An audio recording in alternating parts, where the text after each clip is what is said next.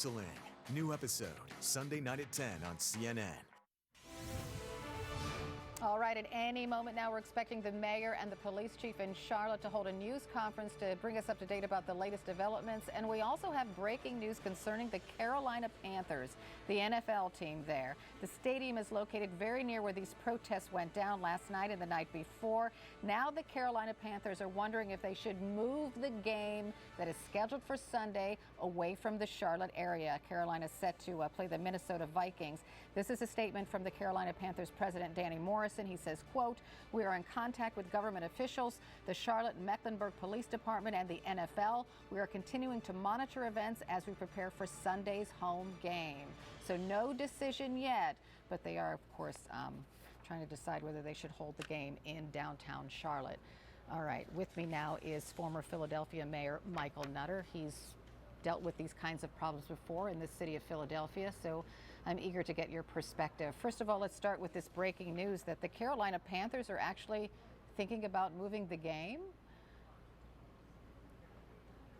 Well, I'm certainly in no position to advise the NFL, but obviously these are the kinds of conversations that you have to have, primarily for public safety purposes. At the end of the day, the NFL will figure out how to have, a game. But what we're really talking about here is community unrest, legitimate concerns that people in the Charlotte community have with regard to their interaction, their relationship with their police department. And these issues play out all across the United States of America. The larger issues here, of course, are do people have faith and trust in their police department, wherever they may live? And how do the police view people in the community? First and foremost, the overwhelming majority of our citizens, I think in any city, want to have good, honest, professional police officers. As civilians, we depend on the police to do their job and certainly to protect us wherever we may live. And at the same time, certainly the officers, the overwhelming majority, want to do a good job. They want to protect and serve. They want to know at the end of the day that they made their community safe, they saved someone's life, they provided some service. But it is clear across America that there are challenges in relationships between the community and the police, and that's where bringing together in any city the police community, the religious community, the business community, the political community, the civic community, the philanthropic community as well, to really talk about what's going on in our town. How do we build on any foundation of trust so that if something does happen, we can actually communicate with each other and not have further either injury, loss of life, damage to property. It takes a long time to rebuild the kinds trust, of things going on.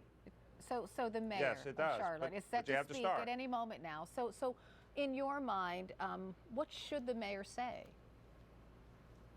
Well, again, I don't usually give mayors advice on television. Mayor Roberts, ran for office. She's in office and certainly knows what to do. In Philadelphia, in many instances where we face some challenges, you have to bring people together. People want to know that you're laying out all the facts, certainly as you know them. You can release whatever information you can at that time. Every jurisdiction has different rules and regulations, but what people want is the truth. They want the honest facts. And then what are you going to do next? How do you bring people back together? As you said, yes, it does take some time, but as they say, a journey of 1,000 miles begins with one step. You have to start that process, continue that process, and demonstrate to people that you really do care about what's going on, but that you're also listening to the young people out in the street.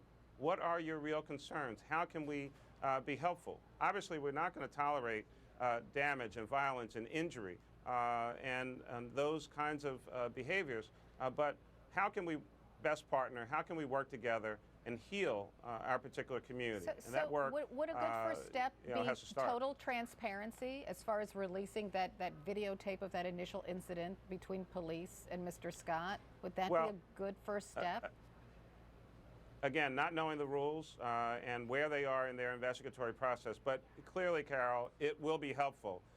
whether they do it today or tomorrow, whenever they're allowed to do it or can do it, releasing video often helps to at least answer some initial questions. But I've also seen situations where the release of video then just raised more questions for which you may not have answers at that moment. But more oftentimes than not, it is helpful to release what you can release to the public so people know that you're being open, you're being honest, you're going to be held to a standard of accountability, and you're going to hold your government to accountable levels as well. This is the level of distrust in the community right now. So somebody on the street was shot last night. He's in a hospital in critical condition. Police say that this man was shot by another civilian. I just interviewed a reverend who doesn't really quite believe that, and you can bet that the protesters on the street probably don't quite believe that either. That's the level of mistrust that exists right now in Charlotte. Right. I hear you. And as you earlier described it in your previous segment, it sounds like there was a fair amount of confusion and chaos out on the street. You often don't know where a gunshot may come from. Hopefully the citizen survives, and a bullet at least recovered. You can start to figure out, is that a, police-issued, bullet, or is it possibly from a civilian gun? But the larger issue, as you point out, the level of distrust. And so as quickly as the folks in Charlotte can get out definitive, factual information, and again, bringing in credible leaders from the community, the young people, the civic community, the religious community, to have the same facts at the same time, talking about the same issues. In these kinds of situations, there should generally only be one set of facts, and the facts are the facts, and you try to go from there. But that's how you build on that kind of credibility. So I know in Philadelphia, your police chief, the police chief you hired, invited the federal government to come in and take a look at the Philadelphia Police Department. Is that what's necessary here? Police Commissioner Ramsey, seen by most, certainly from my perspective, one of the best, if not the best, police commissioner in the United States of America during his time, asked the Department of Justice, the collaborative reform, Mr. Mayor, I have to interrupt you because Mayor Roberts is speaking now. So let's listen. Hopefully we'll find out more about whether she's looked at that videotape of the initial incident where police shot and killed Mr. Scott. And what went down last night, the National Guard has also been called out. What level of involvement will they have in tonight? Let's listen. Good morning. This has been a difficult couple of days for the city of Charlotte. The events that we saw last night are not the Charlotte that I know and love.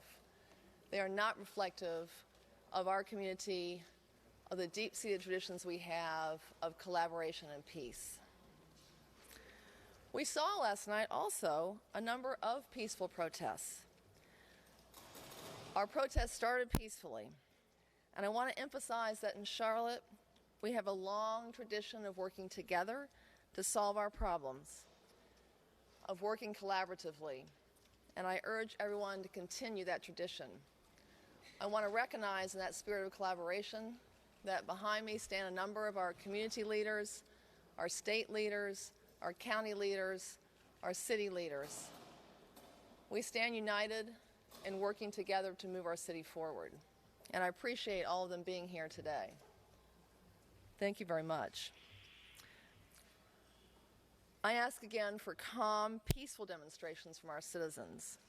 It is important that we have a full and transparent investigation of the original incident, and we are working very hard in a collaborative way to ensure the integrity of that investigation.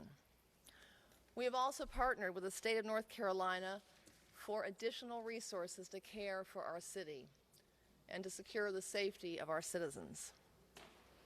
The safety and security of our community, as well as our law enforcement officers, remains our top priority. Today, our city is open for business as usual, and we let people know, come to our uptown, we are here working, our buses are running, we are here to serve, and the city is open. We are working with our partners and putting measures in place today to also provide for the protection of our city this evening. Once again, I thank all of the community partners who have been working so hard with us to ensure this collaboration going forward. We saw some tremendous work in that area last night. I want to especially thank our religious leaders, our faith leaders, our community leaders who were out last night working so hard to keep the protests peaceful. I'm now going to turn it over to the Chief of Police, Chief Putney, to provide more details. Chief.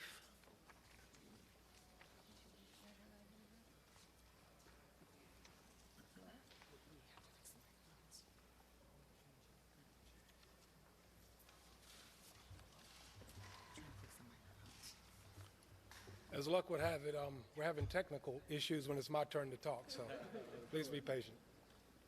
Are we ready? Can you hear me?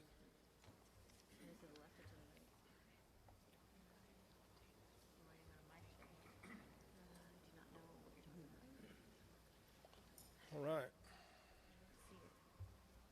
Everybody doing okay? Good.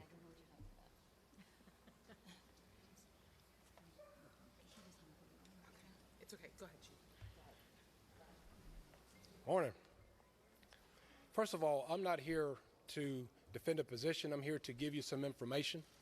We have had a lot of things that transpired last night that we're still trying to piece together, and that'll make more sense once I get into the chronology of what exactly took place.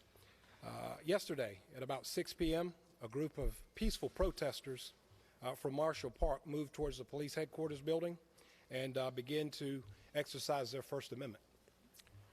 This was a very peaceful demonstration. Later on, additional protesters started to join the ranks of the initial peaceful protesters, and they began to block some of the roadways